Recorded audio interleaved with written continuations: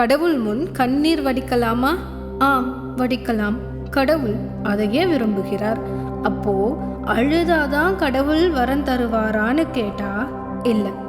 கடவுள் முன்னாடி நீ வடிக்கிற கண்ணீர் பக்தியிலும் ஆனந்தத்திலும் இருக்கணுமே தவிர உன்னோட தேவைக்காகவோ ஆசைக்காகவோ துன்ப துயரங்களுக்காகவோ இருக்கக்கூடாது.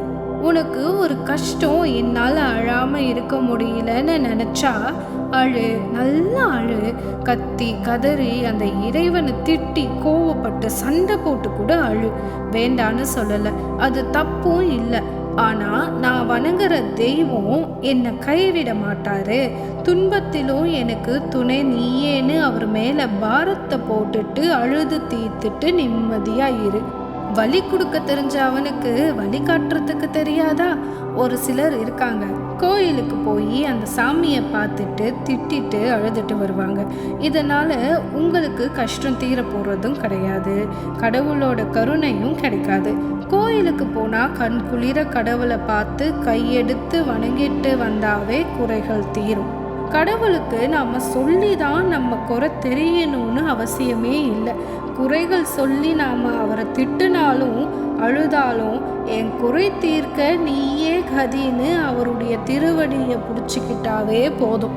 அப்படிதான் ஒரு பக்தர் நடராஜர் கூட சண்டை போட்டு நீயே கதின்னு சொல்றாரு. நடராஜர் பத்துல வர பதிகம் தான் இது. நொந்து வந்தேன் என்று 1000 சொல்லியும் நின் செவியில் மந்தமுண்டோ? நுட்பநெறி அறியாத பிள்ளையை பெற்ற பின் நோக்காத தந்தை உண்டோ? சந்ததமும் தஞ்சம் என்று நடியை பிடித்த பின் தளராத நெஞ்சம் உண்டோ?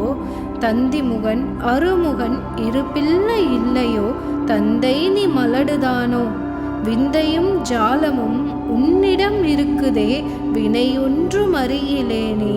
வேதமும் சாஸ்திரமும் உன்னையே புகழுதே, வேடிக்கை இது அல்லவோ?